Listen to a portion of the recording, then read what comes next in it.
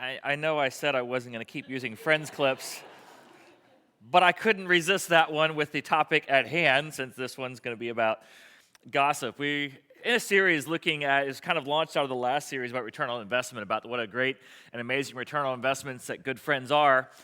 But the striking reality is, over the past 30 years, the number of friends we have gone down and down and down, to the point where 30 years ago, people had 2 to 3 times more close friends. I'm not just talking about your social circle. I'm talking about people who are your piano friends, your need you in 2 o'clock in the morning friends, your really close friends have gone from 6 or more down to 2 or less, and sometimes, in many cases, even 0. And why has that happened? And so I wanted to kind of do a series on why that's happened and how we can seek to correct that, because it's such a valuable part of our life. So last week we looked at the first 2 issues, and it was isolation and issues with lack of confrontation. And by the way, these are in no particular order. They're just kind of all the things that the scriptures point out to why it is that we struggle with our friendships, these are on the list. And of course, this week is gossip.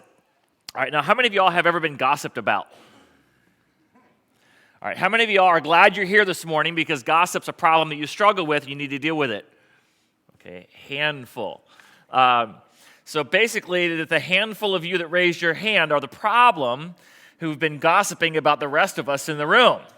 Because the rest of us don't have a problem. It must be you handful of people that are doing it that are causing all the problems.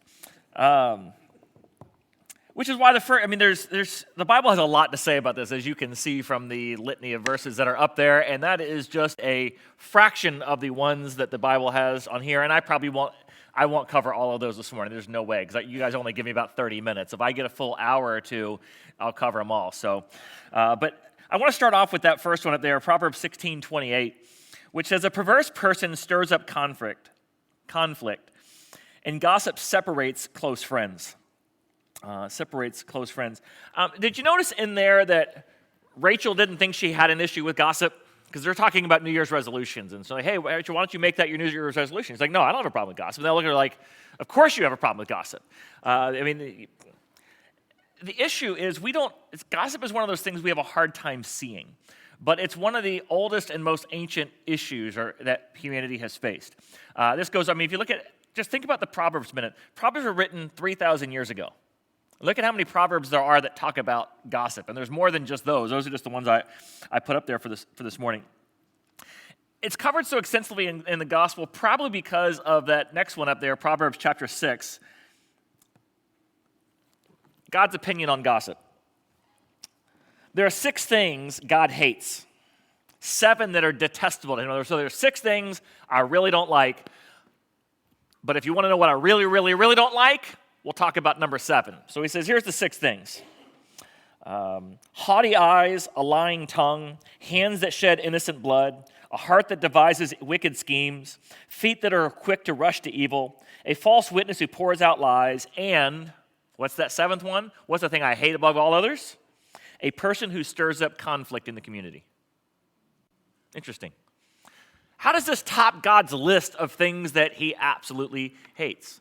Well, just begin, how do we get on the topic of friendship? We talked about when Jesus was asked, what's the most important thing?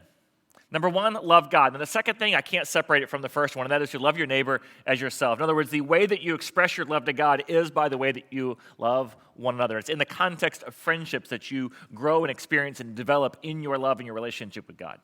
So is it any wonder why God says, gossip is the number 1 thing that will destroy a friendship? Is that a fair statement? From your own experience, even if you don't know the Bible, would you say that's the number 1 thing? It's the number 1 thing that can destroy any organization or team. Fair statement? More so than a team or an organization, a company, can weather just about any kind of adversity that comes at it. But once you start having the gossip and the division within, it's over, and it's over quick. And God says, I can't stand it. I hate it. God is out looking to establish and build his church, a community and a group of believers who are coming together. And when they come together, there's a unique synergy. And when they come together, God says, when you come together, that's the opportunity that the rest of the world has to experience what it's like to be in the presence of Jesus Christ. And this one thing has the power to completely destroy that. Is it any wonder why God says, I hate that above all? Because when you do that, think of the number of churches that have been destroyed from gossip and rumors and lies as they go through. So much so that Jesus' own words are this in Matthew chapter 12. But I tell you that everyone will have to give an account on the day of judgment for every empty word they have spoken. For by your words you will be acquitted, and by your words you will be condemned. I don't know if that exactly has to do with gossip, but I'm going to guess it probably is a part of the equation. The empty words there. So how old is this problem? If you go to secular sources outside of the Bible, from ancient Egyptian hieroglyphics, some of the Egyptian hieroglyphics actually had tales of gossip. Amongst the writings of the servants of the kings of Egypt, there is one about a Egyptian king who would go to visit one of his army generals late at night, and it makes note the fact that there was not a wife in the general's house, in the king's house. And so it's like, I wonder what's going on there when the two men are together in the dark of night.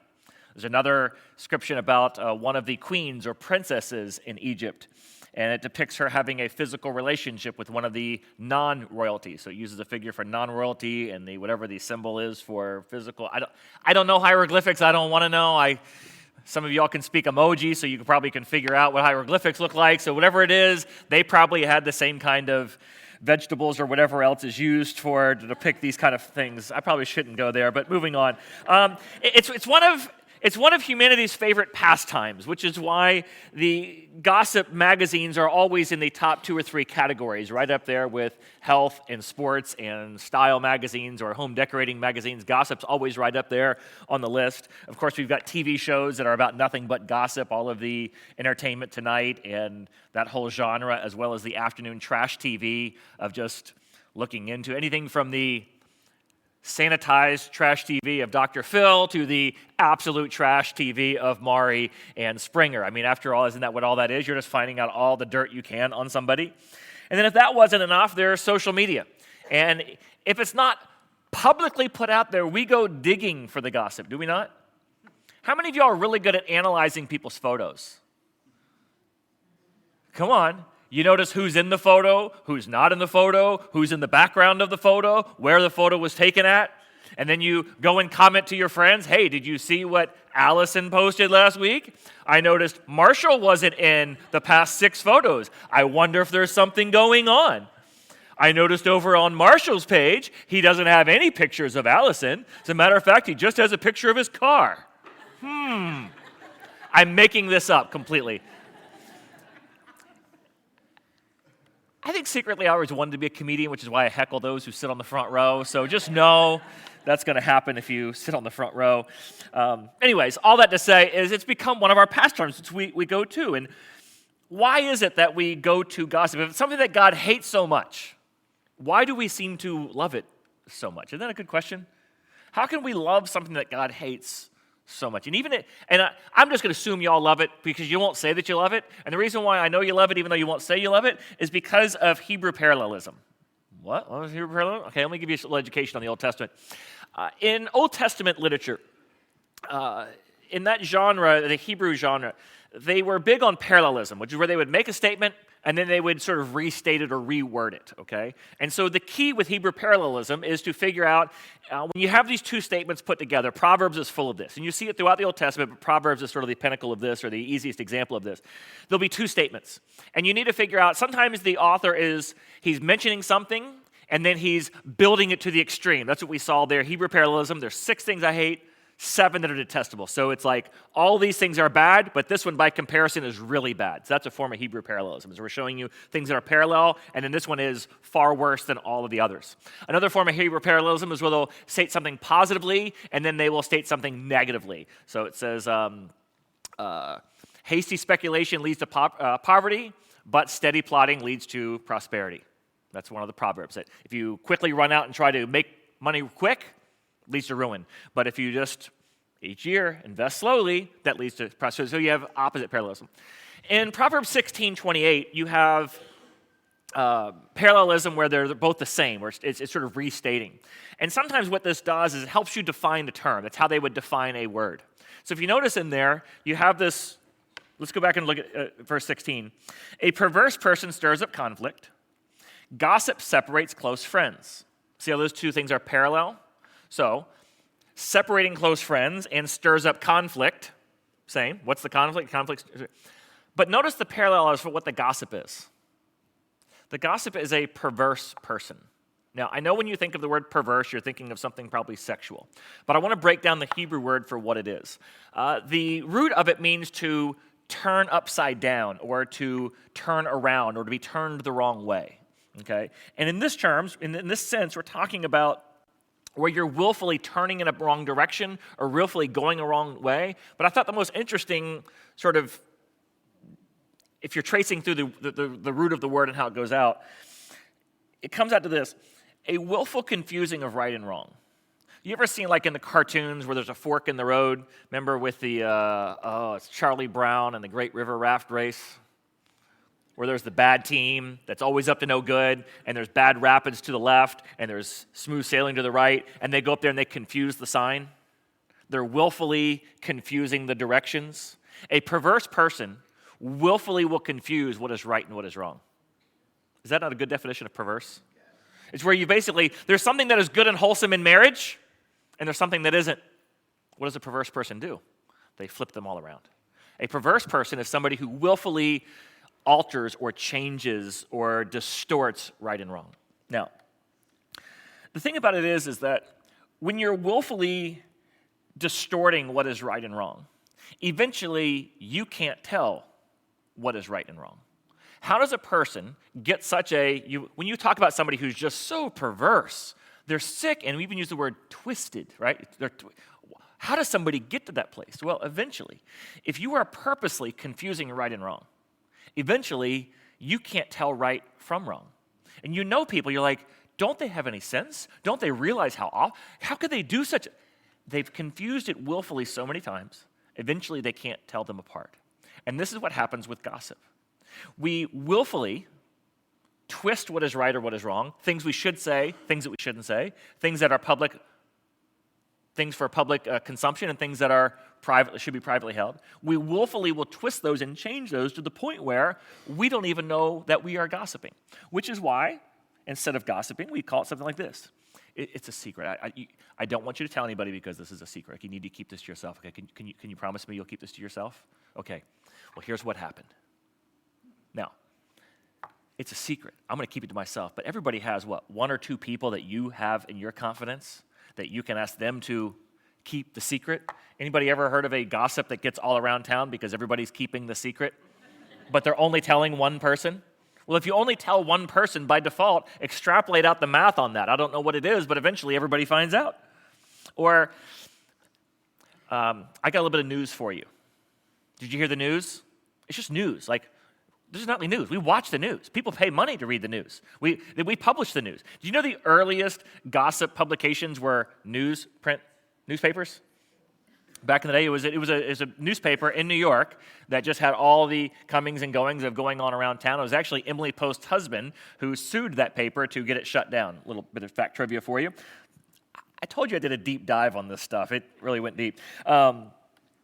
Sometimes it's not gossip. It's just I want to make you aware of something that's happened. You need to be aware, okay? I don't want this to catch you blindsided. You just need to be aware of what's going on around the office right now. I'm not gossiping. I just need to tell you something you need to be aware of, right? It's not gossip. Or I just need to vent, okay? I just got something I just saw Allison this morning, and I just need to get off my chest what happened. Sorry, Allison, I'm going to pick on you all morning, all right? Or, of course, the Christian one is, we need to pray for Allison right now. Have you seen her social media? Marshall's not anywhere in it. I think something's going on, okay? Or this isn't gossip, this is the truth. I'm just telling you facts, okay? As if gossip was a lie, okay, but this is truth, and so therefore it can't be gossip. Okay, well, maybe it is truth, but not all true things need to be shared. Like, everything you say should be truthful, but not every piece of truth needs to be shared. Is that a fair statement? There's some things called confidence. There's some things that ruin friendship is when you break confidence. Is that a fair statement? Or this isn't gossip, it's just funny. All right, here's what happened. Gather around, right? But you have to ask yourself, is this something you would want being shared? If this was you, Or is this funny at their expense? I mean, to what extent is this out there? Which is why it says, Proverbs 18:8 says, the words of gossip are like choice morsels. They go down to the innermost parts. We have a craving for them. That's why we listen to it. I mean, if it's so wrong, why do we listen to it? Now, is there any more irony of where will you find the gossip magazines at the grocery store? What is also right there at the checkout? Candy. This was written 3,000 years ago, people. Marketing hasn't changed, though. At the checkout, it's impulse. It's base desires. It's the things that you will buy when you didn't want to buy it, but you'll buy them anyway because deep down it's what you know you want. Whether you crave something for the physical gratification or for the mental gratification, it's gossip and it's candy, and they go hand in hand. And years ago with Hebrew parallelism, you'll see gossip is just like chocolate.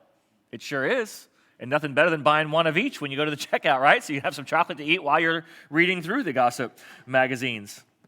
But why is it that we listen? If we know we shouldn't listen, why do we listen? Well, of course, it taps into our natural curiosity. We're curious people. We want to know what's going on. We just find it interesting. We find it fascinating. It's a form of entertainment. It's a distraction, right?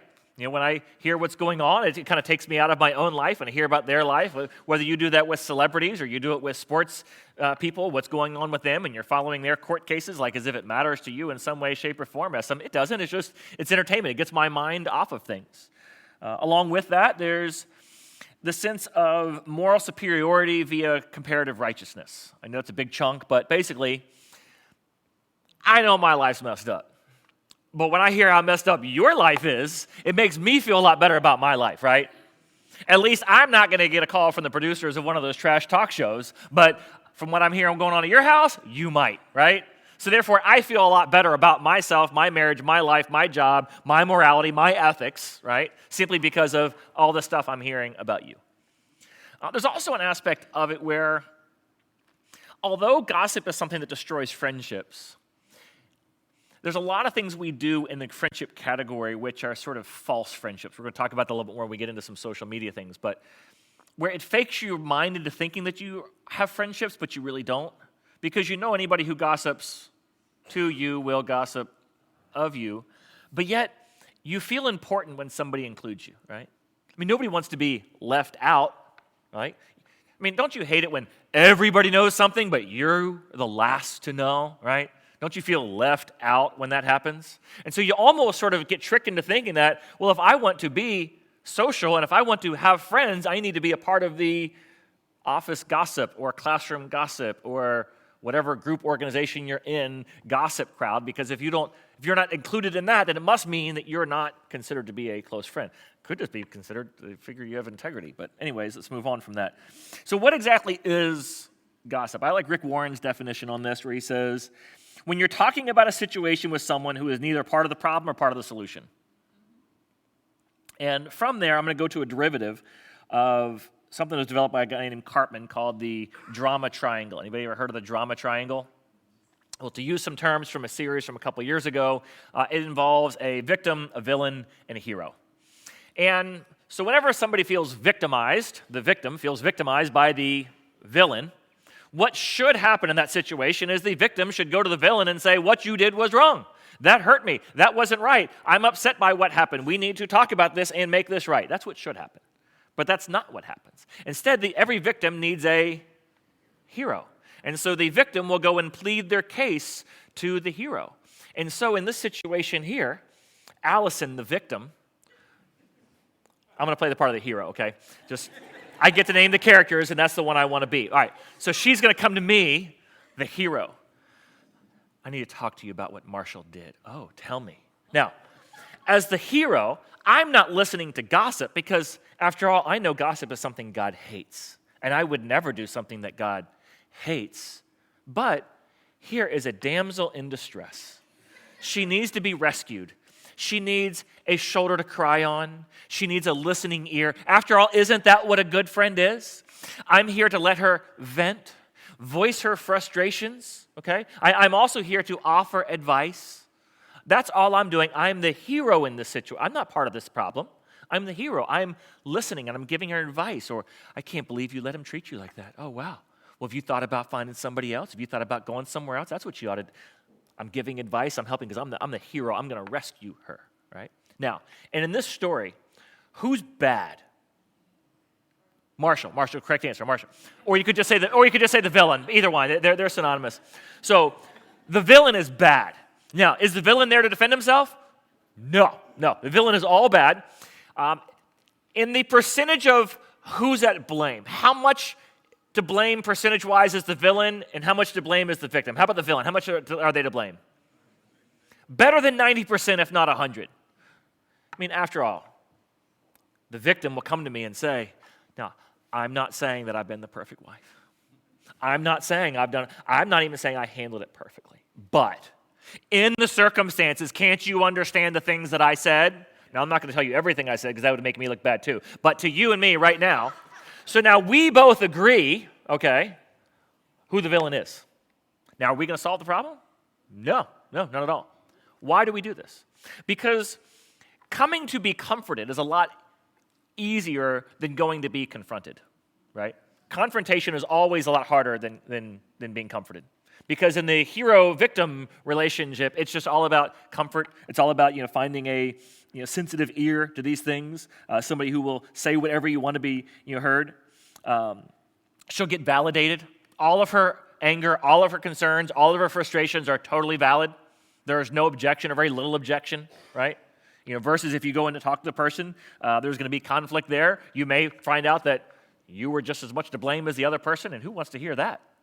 And so the drama triangle happens. And if you think about your workplace, your team, your school, your friendship circle, there are drama triangles everywhere you go, okay? On and on and on. So why does this happen? Another thing I found in here was part of the perversity is what the Bible calls perversity. Psychologists talk about sort of a bias or a thought problem or an attribution error.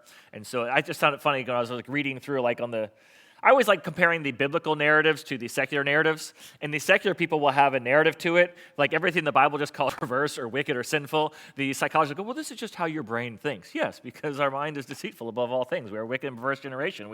That's who we are. We are wicked and perverse. We don't think like we ought. And the psychologists would say, this is a dysfunction with our thought process. Yes, it is. And there's two things they put together. One is they call it the illusory superiority bias. And this is where we inflate our own abilities, we inflate our own moral character, and this is why the victim, when they come and they talk to the hero about their situation, I was innocent. I didn't do anything wrong.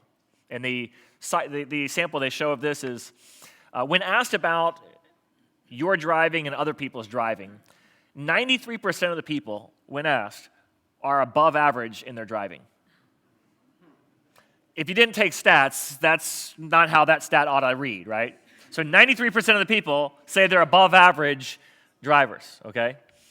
But they know there's a lot of people out there who are really bad drivers, and they believe the stats of how many bad drivers there are out there. So just ask them how many bad drivers there are, but they're not one of them. That's the illusory superiority bias. I feel as though my character, my morals, my decision-making, my thought processes, my abilities, my relational techniques is better than average. And because of that, most of the problem is going to lie somewhere else. And then you add to that, of course, the fundamental attribution error. And this is where it says, we evaluate other people and assume it's because of a character flaw, not because of a circumstance or situation. In other words, what happened clearly? He did it on purpose. Right? You just know their motives. You know their thought process. You know everything that was going through their mind. I'll tell you why she did it. I'll tell you why she said it. I know why she said it. Right?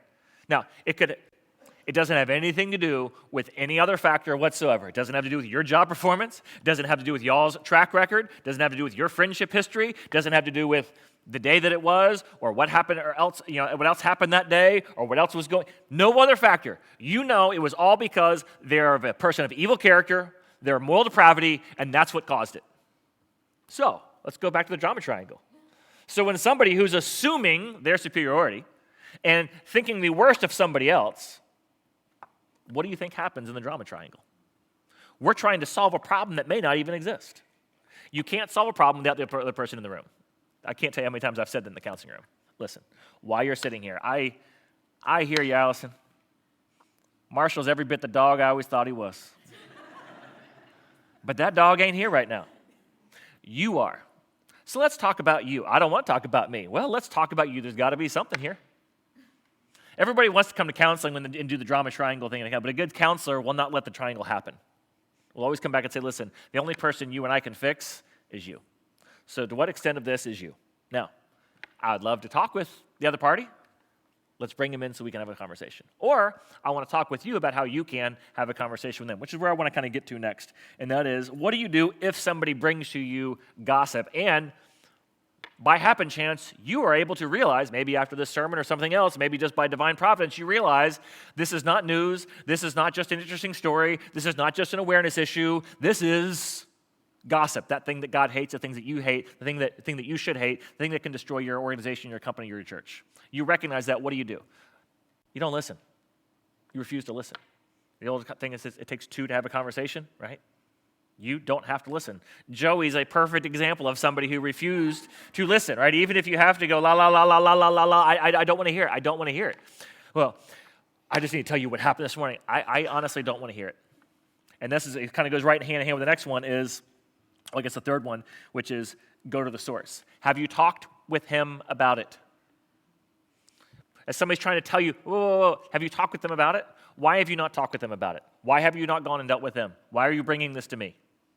I don't understand what my role, I just think you need to be, no, I don't need to be aware of anything. I need to be aware of the fact that you haven't handled this problem, you haven't mentioned this problem to this person. You want to have a conversation with me about somebody else who's completely unaware of this situation. This isn't how it's supposed to go. If you read through Matthew 18, he gives a whole process for this, which is first, go to the other person. First, you go to the other person. And then if they won't listen, then you go get somebody else to go with you to go to the other person. Nowhere in there, I've heard people, Matthew 18, it says I need to go to somebody else. No. You go to somebody else so you can go back to the person. So you refuse to listen. You go to the source. But thirdly is you assume the best. You assume the best of the person. You have to understand there's going to be a bias error. In that conversation, when somebody comes to you and they're saying all these bad things, I'll be honest with you. I've known Marshall a long time. This doesn't sound like him. This isn't what I've seen. See, I told you I was going to come back at the end, man. You got to believe me here. Come on. Think the best of me, Marshall, right? Come on, man. This whole time. I've known Marshall a long time. This doesn't sound like him. Is there any other reason? Let's just say we were going to assume the best of him right now.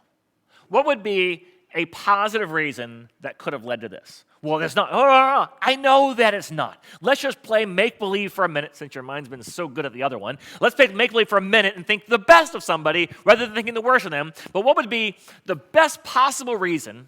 Like, what would be the most incredible? You'd only see it in a movie, right? Where the whole reason, the whole time this was happening, because they had the best intentions in mind and they just wanted to surprise you on your birthday with it. That's why they've been acting like this whole time, right? You know how those movies end? Let's just assume that's the kind of story Marshall's trying to write. What could possibly be a good reason for this? You talk with somebody about assuming the best, working through other options of what else it could have been, what could have been a rather possibility, right? So that way, when they go to them, you're helping change their mindset of the other person, where if the confrontation happens, where I walk into it and I assume the absolute worst of you, right? If I assume the absolute worst of you, how is that confrontation going to go? Not good. But if I go in a situation and say, help me understand what happened this morning. Or, was what happened this morning because you throw out there one where you assume the best. Don't think that would change the dynamic of that conversation a little bit? I know you've been really busy. I know you've had a lot on your plate. This got forgotten again. And I'm just going to ask, are you overwhelmed? Are you stressed? Or did you just forget about it? What was the reason for it? Okay, well, you have to understand, I just want to apologize because my automatic assumption is you're doing it on purpose just to get back at me. And I know it's wrong of me to have assumed that. Do you see how I could see that? Or is that at all what happened? You're working through the possibilities. You assume the best when you go to them to confront them over it. So you refuse to listen. Or if you are going to listen, you're going to do nothing but push them to go talk and hold them accountable for going to have that conversation. If you come to me, you better know I will hold you accountable. Every time I see you, I'm going to say, did you talk to him yet? Did you talk to him yet? Did you talk to him yet? Did you talk to him yet? Did you talk to him yet? What you're doing is you're inviting my accountability, because I'm not here to rescue you. I'll rescue you on round 2 of the Matthew 18 thing. And if you want to read Matthew 18, you can read Matthew 18. There's a lot of other great verses up there about this topic, which you can go read on your own time. But sound booth's telling me I'm out of time. And so with that, let's close out. Father, I thank you for your grace over us. There may be no better picture of your grace than the fact that this is one of the things you hate the most about what we do and how we live and how we interact. And yet most of us in here, because of your grace, until this moment have been completely unaware of how bad it angered you, how frustrated you are over our lives when we do it, listen to it, participate in it, seek after it. Father, may we confess to you this morning that our minds must be perverse if we can't recognize how involved we are in gossip, how much we love it, how much we participate in it, how much we fool ourselves into thinking that we're heroically helping when we enter into a drama triangle. And Father, help us redeem the relationships and the conversations we have, that it might build community and build friendships rather than tear them apart. And in Jesus' name we pray. Amen.